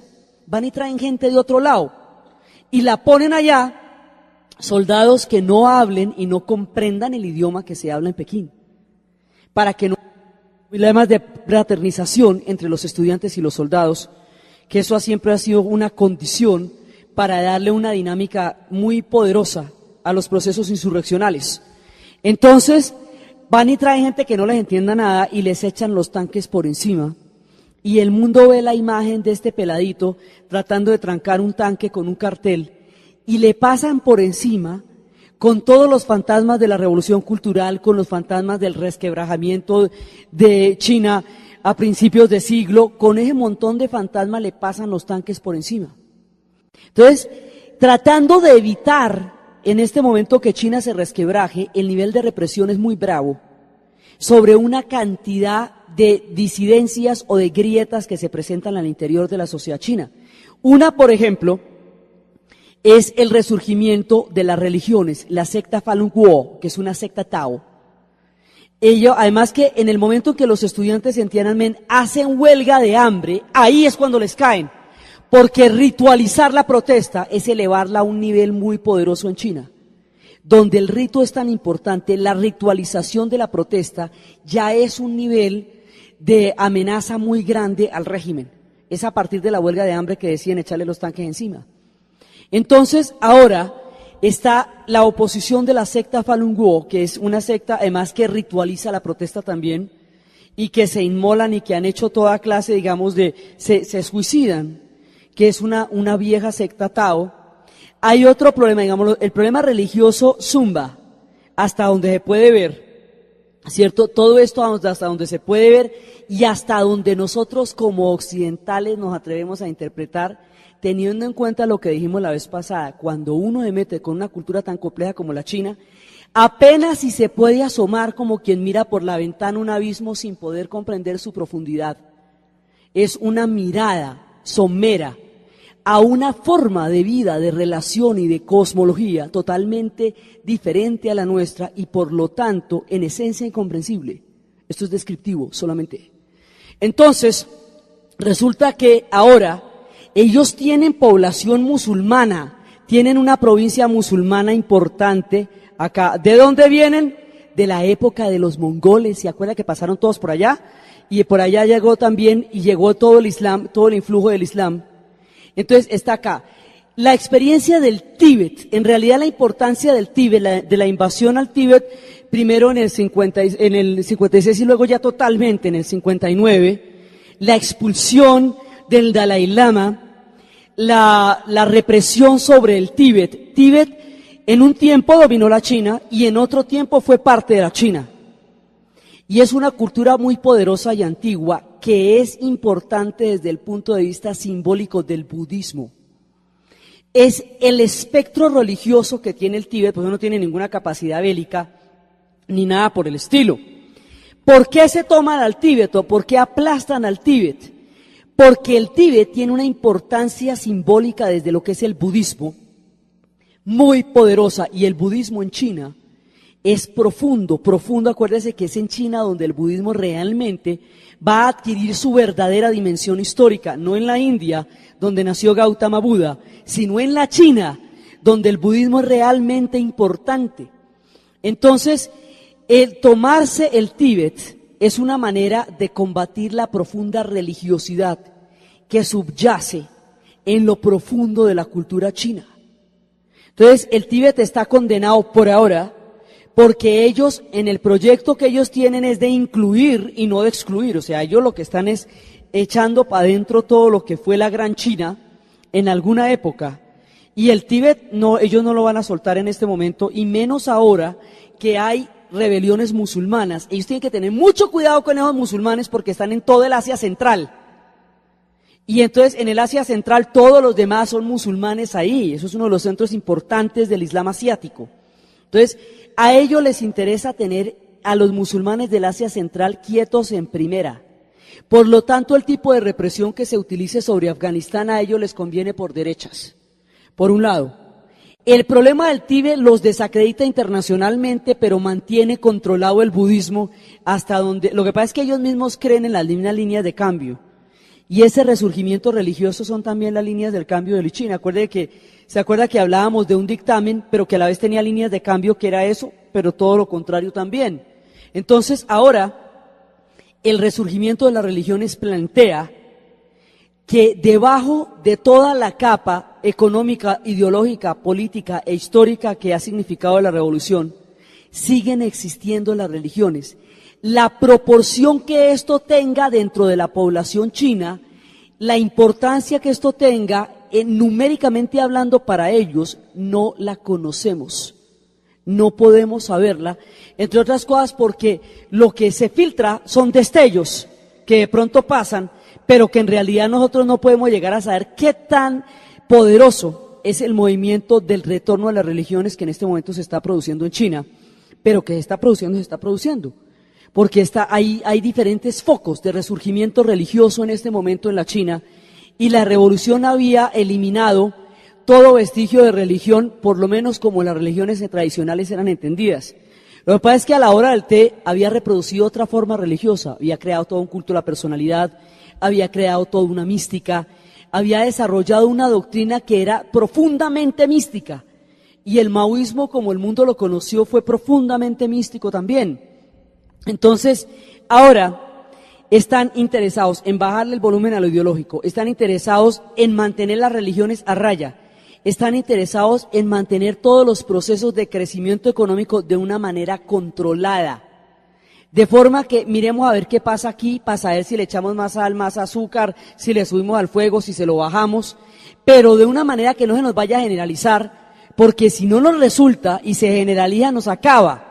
Ellos siempre tienen el problema de la desintegración y saben que a las desintegraciones ellos difícilmente sobreviven y menos en un mundo como este. Entonces están en contra, además la fórmula de lo que ellos están haciendo ahora, nadie la tiene. A ver, ¿usted cómo va a manejar una apertura económica que no signifique una apertura política, que sí desarrolle un sistema de economía de mercado, pero que no deje de ser colectivo? Porque está basado en una cultura que no funciona con el concepto de individuo. Digamos, lo que están intentando hacer ahora es tan complejo como el proceso mismo en que se formó su revolución, que son procesos que mezclan muchos elementos que nunca antes en otra sociedad se han mezclado. Entonces ellos están intentando hacer todo su desarrollo económico dentro del marco de su propia supervivencia y de su sentido colectivo, pero con un criterio de competitividad dentro de un mundo globalizado. Ellos saben que el mundo está globalizado y que el aislamiento no es una alternativa ahora como no lo pudo ser en el siglo XIX. Tienen que jugar con la carta de la globalización, pero sobre la base de la propia determinación, sobre el crecimiento económico que les permite competir, pero sobre el control político que no les permita desintegrarse, sobre la base de que no se les desborden las religiones. Bueno, aquello es un equilibrio complicado. Y usted está hablando de 1.000 millones de habitantes, que toca que todo el mundo coma y todo el mundo tenga una estabilidad grande. Entonces, ellos están haciendo todo esto. Desde el punto de vista histórico, ya recuperaron a Hong Kong, ya recuperaron a Macao. Ahora está lo de Taiwán sobre el tapete. Entonces, lo de Taiwán desarrolló su propio crecimiento económico, protagonizó un gran milagro económico y hecho en Taiwán es casi todo. Entonces, ellos tienen una economía muy poderosa como para que los arrasen, pero no hay como nadie interesado en defenderlos particularmente como para enfrentársele a la China, digamos. ¿Sí? Pues usted le puede dar como mucho pesar y todo, pero ya como para enfrentársele a la China tampoco. Entonces, en últimas, Taiwán cuenta con lo que Taiwán pueda hacer, no más. Porque ya no es importante para nadie. Ya no determina la Guerra Fría. En el momento en que la Guerra Fría desaparece, Taiwán pierde su importancia geopolítica. Porque Taiwán era importante como punta de lanza contra China. Y si ya China no está al otro lado de nada, porque se considera que a pesar de que sigue siendo en términos generales un país comunista, ya el comunismo como tal, no es un contrapeso ideológico. Entonces Taiwán perdió toda su importancia. Entonces la China está que la mordisquea. La China la considera una provincia rebelde.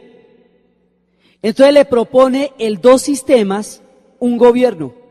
Entonces Taiwán dice, no, pues que usted no me puede tratar así porque yo no soy Hong Kong. Yo no era una colonia británica. Yo soy un país independiente desde lo mismo que usted. Lo que pasa es que soy chiquito, pero en tamaño, porque mi Producto Bruto Interno es enorme. Entonces usted no me puede pasar por encima, como le pasó por encima a Hong Kong y a Macao, porque no es mi caso. Yo no soy el fruto de la descolonización. Entonces, eso está por resolverse, pero ellos cuentan con lo que puedan tener una mano adelante y la otra atrás. Nadie los va a ayudar. Nadie. Entonces, en este momento, hay toda un posicionamiento geopolítico y económico en el contexto del mundo actual. Entonces, la coyuntura del 11 de septiembre, a ellos les da una papaya buenísima, porque le echa suficiente tierra al Islam como para que ellos puedan reprimir a los suyos sin que quede mal visto. ¿Cierto? Ahora que ganaron en el casting de los malos, desde el punto de vista, digamos, en toda la formación del nuevo prejuicio. Entonces, si a ellos le dan duro a los musulmanes, alguien que vaya a defender a los musulmanes contra los chinos, por ejemplo, ¿quién? ¿Sí? Van a ganar, entonces, por un lado. Por otro lado, ahí hay una cantidad de riquezas en toda esa zona que se está jugando, en el Asia Central, donde ellos son potencia. O sea, en el Asia Central ahí, ¿quiénes son las potencias? China, digamos, de activas. Rusia tiene todos los intereses del mundo, pero no se puede comparar una cosa con la otra. ¿Cierto? Porque China es una potencia activa. La Rusia está ahí bastante resquebrajada, ¿sí? Por debajo de eso, o sea, ¿quién es la potencia geopolítica más grande de la zona? La India es un país importante, pero no es exactamente una potencia en esos términos. Ahí queda Pakistán, que está llevado, Afganistán, que ya ni está, ¿sí? Mire, todos los países del Asia Central ahí están en un conflicto muy grande. Arriba quedan, la parte de Rusia que les queda arriba son las antiguas repúblicas centroasiáticas, que en este momento están tratando de sobrevivir ellas.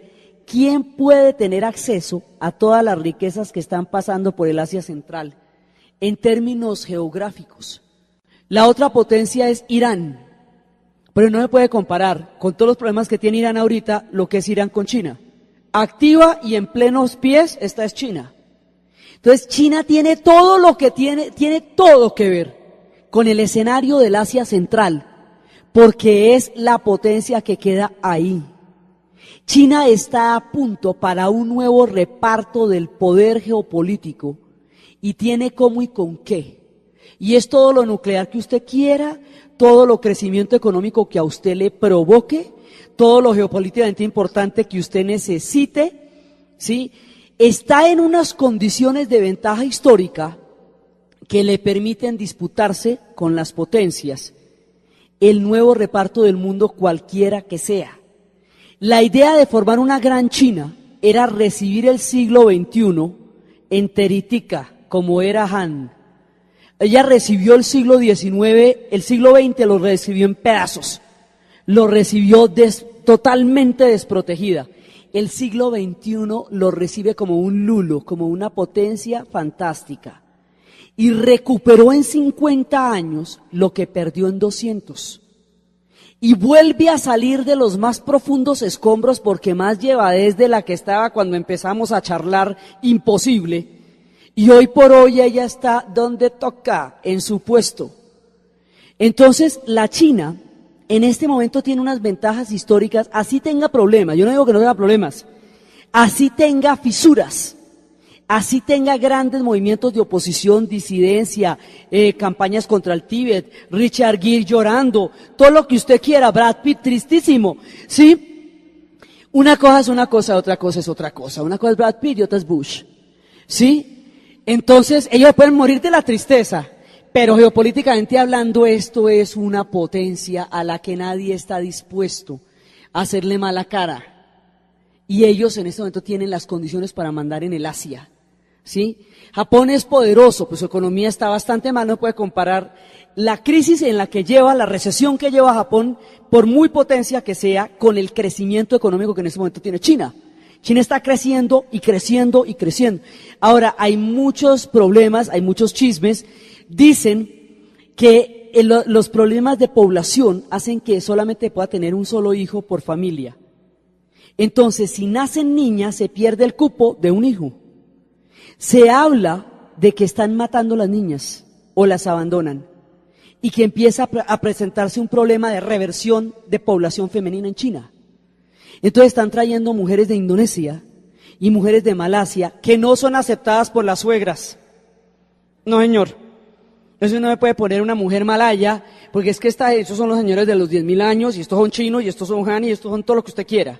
Son un pueblo muy, muy orgulloso. Entonces, dicen que hay problemas de población serios en términos de los controles, porque como solo se puede tener un hijo por matrimonio, por familia, entonces ese hijo en la medida de lo posible buscan que sea varón. Entonces, hay rumores sobre esto, rumores porque todas estas cosas son complicadísimas de verificar, que el nivel de genocidios infantiles es muy grande a nivel de las niñas o de abandono a nivel de las niñas. Por ahí hay artistas que hacen exposiciones de cantidades y cantidades de criaturas no nacidas. De las políticas de población se habla que, por ejemplo, en la época universitaria, una pareja no puede tener hijos porque están estudiando. Entonces, si llegan a quedar embarazados en ese momento, es obligatorio abortar. Entonces, hay una cantidad, digamos, de rumores sobre las políticas de población en términos de derechos humanos. Y la discusión de los derechos humanos en China siempre es un quebradero.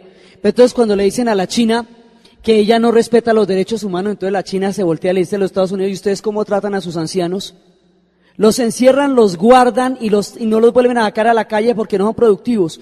Ustedes que tratan a sus ancianos con tanta crueldad, ¿nos vienen a hablar a nosotros de derechos humanos? Y resulta que Occidente sí tiene un quebradero por el lado de los ancianos, porque no tiene ningún respeto por la tercera edad, y en China son los que son. Entonces ahí dicen, bueno, si hablamos de derechos son para todos. ¿Ustedes qué tratamiento le dan a su gente que les ha dado toda su vida cuando llega el momento de la sabiduría? La sacan, la esconden, porque que no solamente no es productiva, sino que come el gasto social en pensiones. Ave María. Entonces dicen, no, ustedes ahí no tienen ningún derecho a venir a decir cómo es la cosa aquí cuando ustedes tienen ese tratamiento tan indigno a la gente que les ha dado su vida. Y entonces Occidente habla de otra cosa. Entonces ahí hay un debate muy grande, sigue habiendo un debate muy grande a nivel de códigos éticos y a nivel de valoración, pero la doble moral internacional sí prima ante cualquier agenda.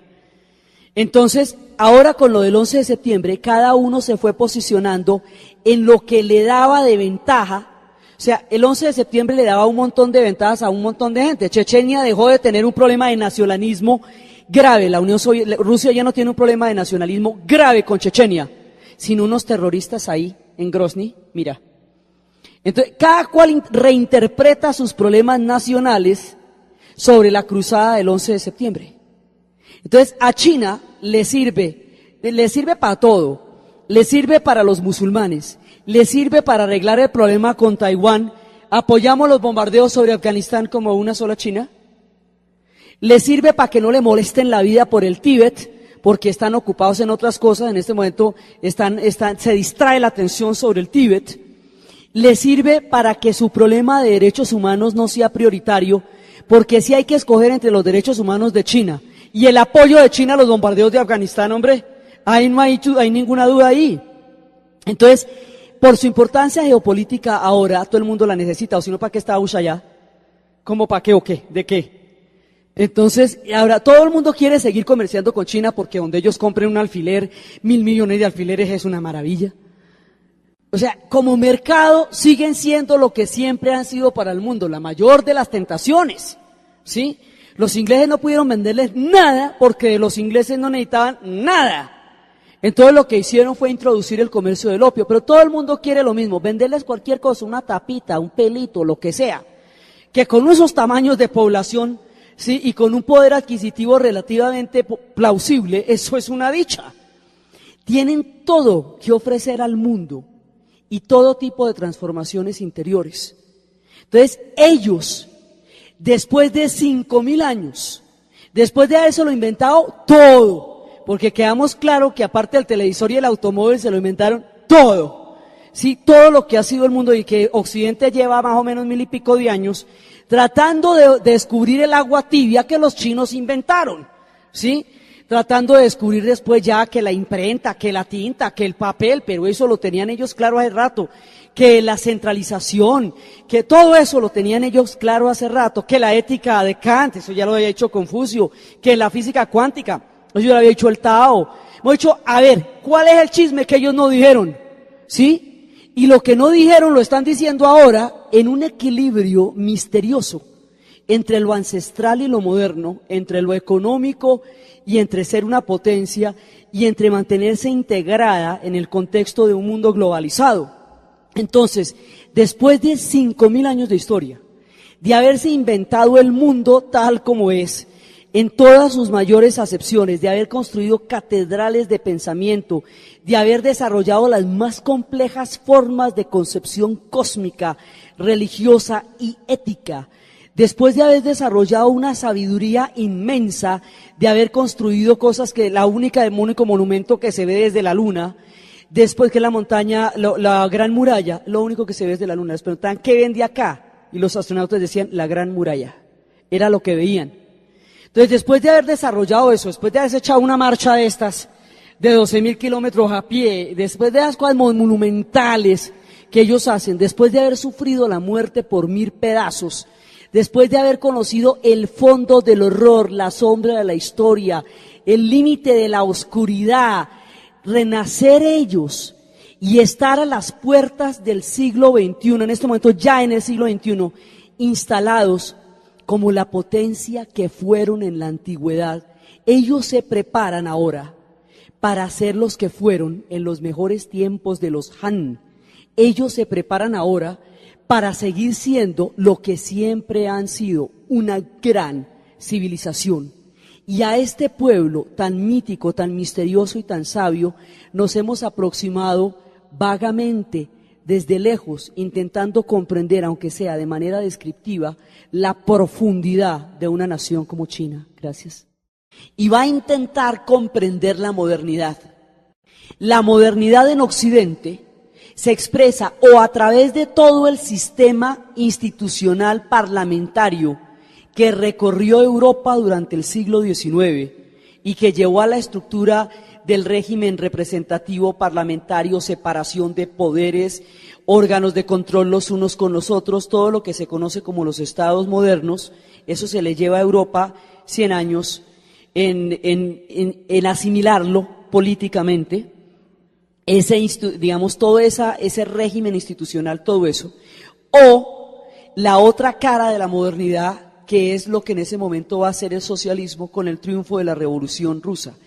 Tanto el sistema parlamentario como el sistema socialista, el sistema parlamentario, digamos, que Marx llamaba, lo que él llamaba la democracia burguesa, que era todo el sistema parlamentario europeo, como el socialismo como doctrina, son hijos de la Ilustración, son las dos caras de una misma moneda, están expresados en los términos de Darwin, son la teoría del progreso, es la idea de cómo los pueblos pueden progresar Darwin es el pilar del siglo XIX. A partir de la teoría de Darwin, se infiere de las sociedades humanas, a partir de lo que él hizo con todo el desarrollo de la vida en el planeta, se infiere que las sociedades humanas están en un permanente, ascendente y espiral proceso de desarrollo, que van a llegar a puntos verdaderamente cumbres de la historia humana, y que ese desarrollo lo va a dar el conocimiento. La idea de la Ilustración, montada sobre la teoría de la evolución, producen el concepto de progreso en Occidente. Y tanto lo que más adelante se va a llamar los sistemas representativos europeos, como el socialismo como doctrina, son hijos de la idea de progreso. Son doctrinas del siglo XIX.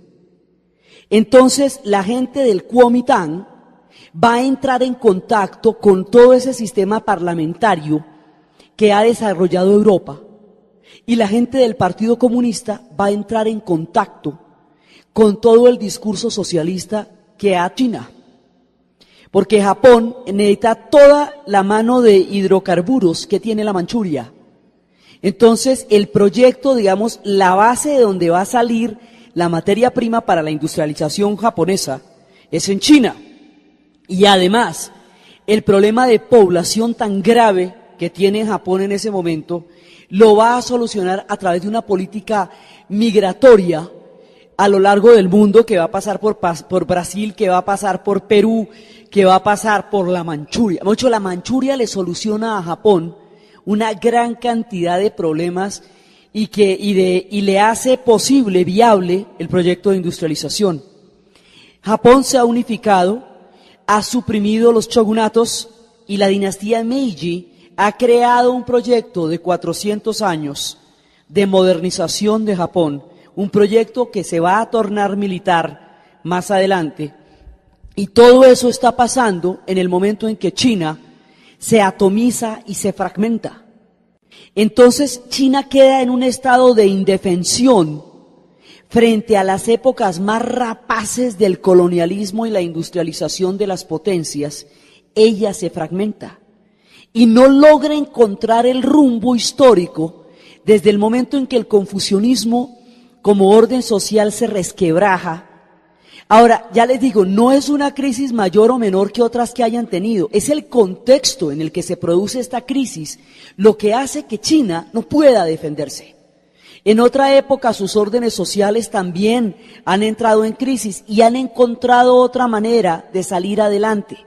¿Sí? Su historia no es homogénea, como parecería, es una historia así cíclica, pasan muchas cosas, pero ellos siempre encontraban su rumbo. Ahora, en ese mundo, porque el colonialismo es una primera globalización. El colonialismo hace que ya el aislamiento no sea posible y que ya las soluciones locales no puedan permanecer aisladas del resto del mundo.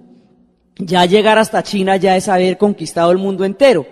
Entonces la China se fragmenta en ese momento y cuando intenta una rebelión nacionalista, que es la rebelión de los Boxers, produce el efecto contrario, y es que los Boxers, al tomar como rehenes 500 extranjeros y amenazar con matarlos, lo que van a hacer es justificar una invasión militar a China. China ya estaba invadida a nivel económico, ya le habían obligado a abrir los puertos, pero en el momento en que se produce la rebelión de los Boxers, ya hay un pretexto militar para invadir a China, y la van a invadir más de 14 países, la invaden todos los que quieren tajada allá.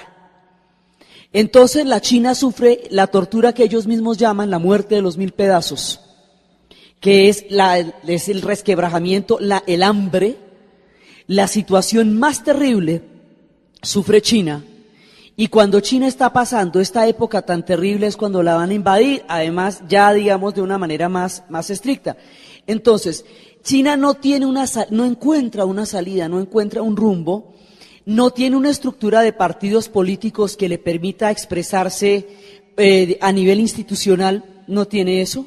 Entonces se producen una serie de sociedades secretas, como las sociedades como los juramentados, como el Loto Rojo, como la Linterna Roja, son sociedades secretas que es la manera como se expresan diferentes formas políticas de entrar a participar en el panorama chino. Hay una de esas sociedades secretas que se llaman los juramentados. Esa sociedad secreta va a evolucionar a convertirse en un partido político que se va a conocer con el nombre del Kuomintang. Y por el otro lado, más adelante va a llegar la influencia de la Revolución Rusa y se va en las jornadas del 4 de mayo del 26 empieza lo que va a ser el Partido Comunista Chino. Entonces, ahí digamos un par de tendencias. Todo el mundo está buscando una salida para China, pero cada cual piensa en una salida distinta para China en ese momento. Entonces va a haber, en un principio en 1926, las jornadas del Partido Comunista Chino arrancan en el 26, las famosas jornadas de mayo. Y más adelante, 18 empiezan, 26, y más adelante en el 26 sube Sun Yat-sen. Sun Yat-sen viene por el Kuomintang, por el Partido Nacionalista. Entonces, ahí en ese momento China se va a encontrar con una gran encrucijada. Al resquebrajarse todo el orden histórico de China, va a mirar hacia Occidente. Hoy vamos a ver uno de los temas tal vez más polémicos, aún con el paso del tiempo, que es todo el proceso de revolución que tuvo China en el siglo XX y todo lo que significa en esta época la incertidumbre sobre la forma como ellos están encontrando un rumbo en la historia. Habíamos dejado a la China en el peor de sus momentos. La dejamos despedazada, colonizada, militarmente invadida, la dejamos prostituida en una generalizada invasión de opio. Habíamos hablado cómo los ingleses cultivaron el opio en la India, lo metieron de contrabando a la China, y cuando la China prohibió el opio, la atacaron, lo que era pelea de toche con guayaba, porque la China no podía con su alma, y la obligaron a abrir los puertos y le quitaron a Hong Kong. Y después, esas son las dos guerras del opio, que las dos guerras pues obviamente las gana Inglaterra, porque esto es una cosa como de Estados Unidos con Bolivia, lo que era invadir en ese momento a China, eso no tenía chiste.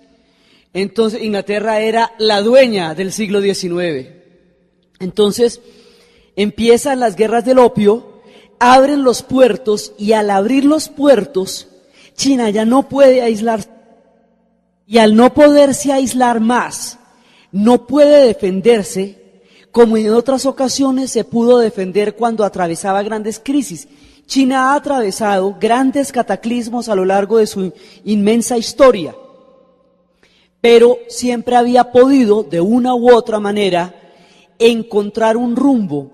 Cambiaban las dinastías, volvían a aparecer otras condiciones, Pero en el momento China entra en la grave crisis, en el momento más peligroso, porque es el momento en que Inglaterra desarrolla un colonialismo rapaz, en que Alemania se acaba de despertar como Estado nacional y necesita territorios en un mundo ya repartido, en que Japón tiene un proyecto de expansión y un proyecto industrial que lo tiene pillado sobre la triunfado en Rusia.